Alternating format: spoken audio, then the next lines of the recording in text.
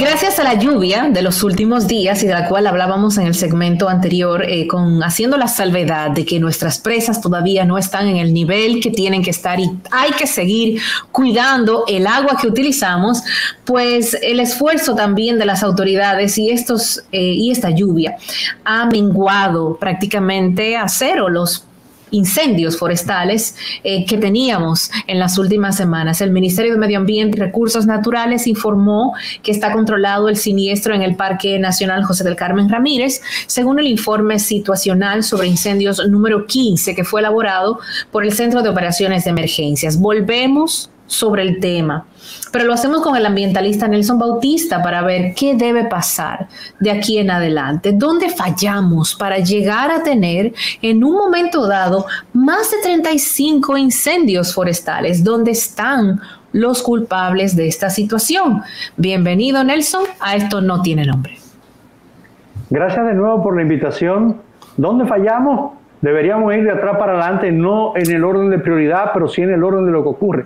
Lo primero que falla es el régimen de consecuencias. La última vez que ustedes y yo hablamos de cuántos detenidos habían, y yo les decía a ustedes como periodistas, denle seguimiento. Vayan a ver en los próximos días qué pasa con esa gente, se van para su casa con una multica y una cosa. Y eso es precisamente lo que ha estado ocurriendo, y eso es aparentemente lo que se va a seguir convirtiendo en tradición. A falta de consecuencias, cuando usted ve que el vecino mete la pata y no se le dan los castigos del lugar, las sanciones del lugar, prisión, vamos a decirlo de algún modo, sanción administrativa, prohibición de que siembre o que aproveche los pinos que ha quemado, el vecino del lado que ve que no pasó nada también lo va a hacer igual. Entonces, para empezar de atrás para adelante, eso es lo primero. Lo segundo es cómo es que llegamos ahí cuando sabemos que la mayoría de los fuegos primeros son provocados por mano del hombre. Y segundo, son en áreas protegidas, áreas que se suponen tienen o deben tener su vigilancia. Entonces, lo primero que tenemos que Nelson, y que su nombre lo dice, son áreas protegidas. Si son protegidas, ¿qué hace la gente allí? Busca ahí? ¿Qué busca ahí? Hay temas históricos de ocupaciones agrícolas de cualquier tiempo, que es cierto, hay parques nacionales como el caso de los Haitises y de Valle Nuevo que han tenido agricultura a lo largo de décadas, pero eso no implica que tenga cultivos nuevos, eso no implica que áreas como el fuego más reciente y que tuvimos a punto de perderlo todo, dice Miralba, bueno, lo apagaron la acción de los bomberos forestales, le apagaron la acción, si usted es creyente puede darle las gracias a la divinidad que usted quiera, porque las lluvias con granizos y las temperaturas que congelaron lo que es la zona del Pico Duarte fueron la bendición para un fuego voraz descomunal que venía a arrasar no solo con el parque José del Carmen Ramírez, sino con La Pelona, que es donde está el Pico Duarte y el Armando Bermúdez, y esa lluvia pues le facilitó a los bomberos forestales una pesadilla que se cernía entre Jueves Santo y Viernes Santo. Entonces, cuando usted dice, ¿cómo llegó el Parque José del Carmen Ramírez a estos puntos? Más de un mes con fuegos provocados para cultivos y para ganadería. Entonces, no es justificación ninguna que en una zona donde no hay poblaciones grandes, usted siga permitiendo la agricultura dentro de un parque nacional. Así es. Publicabas recientemente, una serie de posts en tu cuenta de Instagram preguntándote en función del futuro de los parques nacionales. Sería bueno que reflexionáramos un poquito en torno a tu preocupación.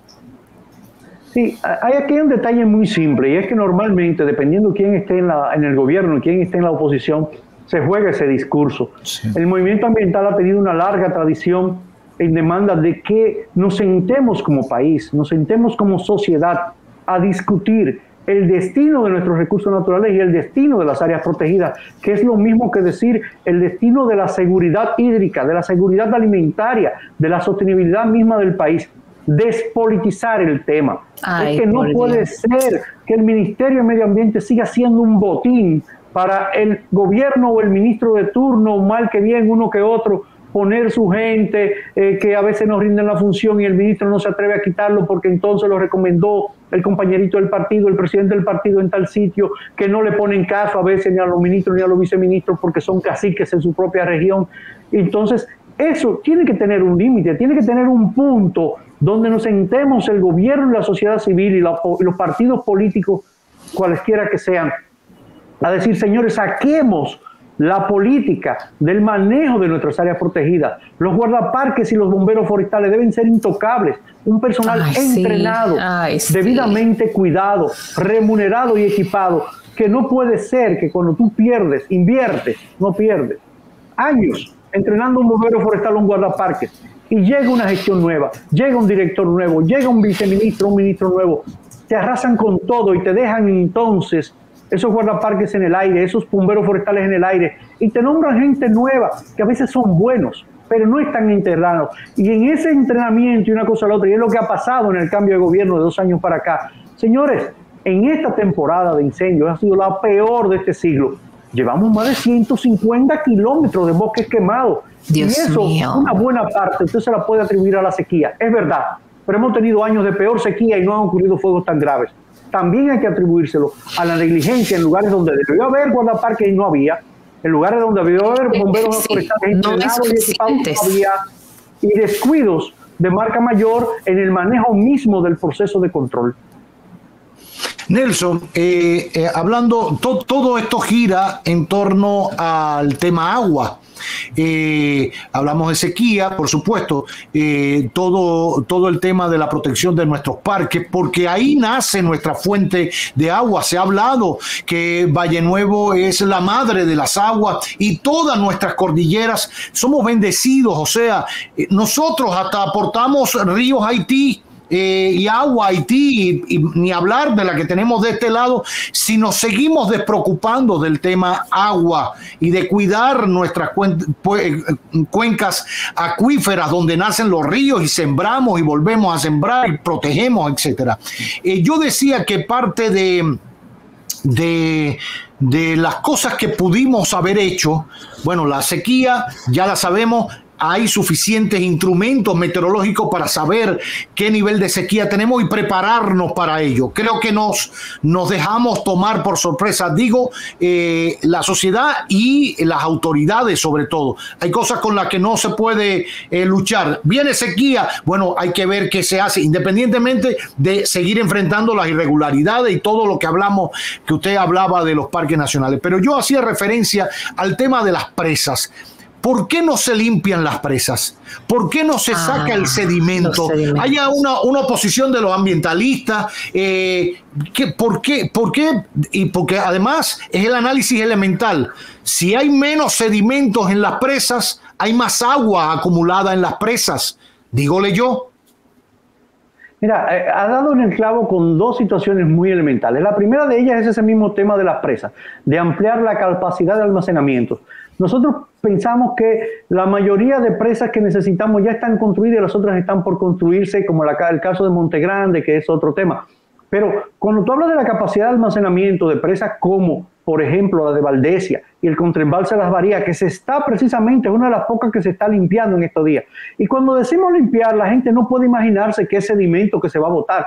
Estamos hablando de que en los embalses acumulados de algunas de las presas de este país hay millones y millones de metros cúbicos de material granular, de arena, léase, de materiales de construcción que tienen un precio altísimo en el mercado y que le puede proveer no solamente al Estado millones de pesos en tributación, sino a los comerciantes y al empresario una vía más fácil de construir con materiales de este tipo sin tener que depredar directamente el cauce del río.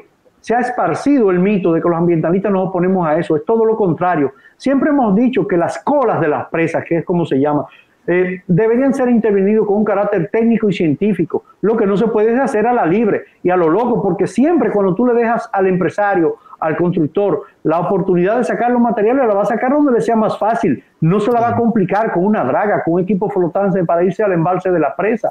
Entonces eso es un tema de Estado, en la cual ya se ha conversado varias veces, incluso con la Presidencia de la República, y el propio presidente está de acuerdo, y hay que elaborar un plan juicioso y bien articulado. Ahora bien, también hay que tener en cuenta que aquí hay gente que tiene concesiones para esas presas, en el Cibao Central, por ejemplo, en los lados de Bonao y de La Vega, que los mismos empresarios que tienen esas concesiones son en sí mismos el obstáculo, porque la quieren solamente utilizar en beneficio propio. Entonces, ahí es donde tiene que ponerse los pantalones. Pero explícame algo. ¿Cómo que privados tienen concesiones en empresas que son del Estado?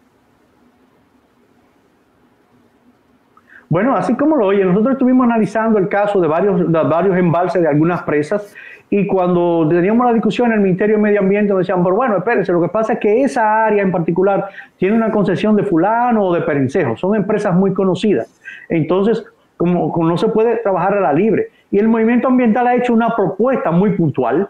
Te voy a poner el caso particular del río Nizao, de donde se saca la gran mayoría de materiales de construcción que se utilizan en el Gran Santo Domingo.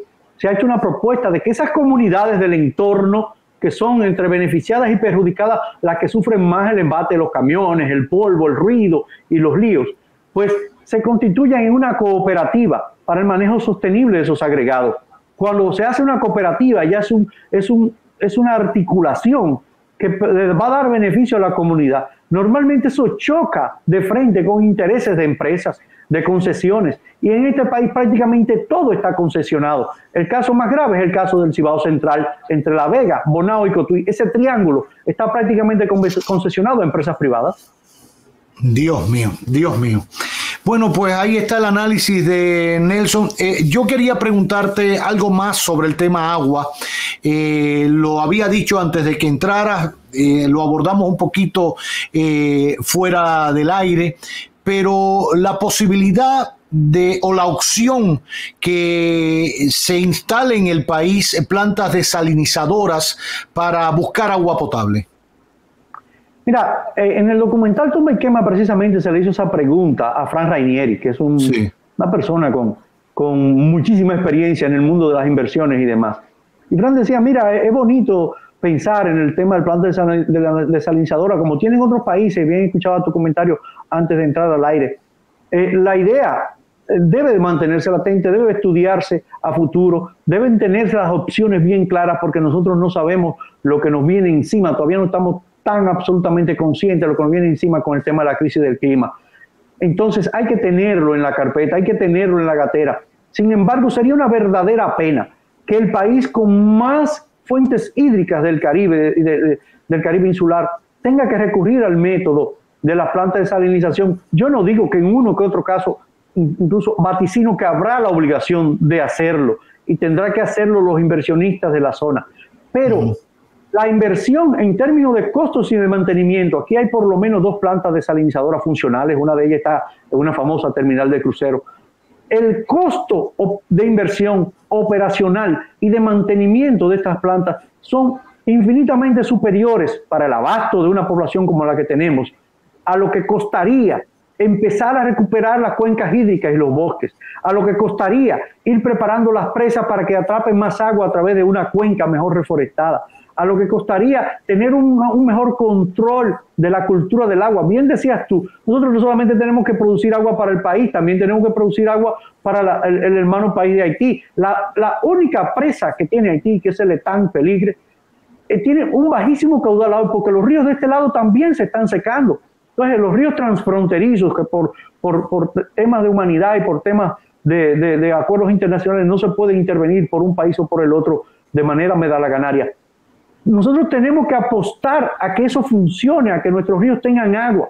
Primero, por la calidad del agua. Segundo, porque cuando tú dejas los ríos a morirse, la muerte del cauce ecológico de un río, el día que Camus se muera, el día que Yuna se muera, el día que Yaque del Sur se muera, con él se morirán decenas y decenas de comunidades que viven y que se instalaron a orillas del río históricamente, precisamente por las ventajas del abasto cercano al agua y de la calidad de vida que tienen.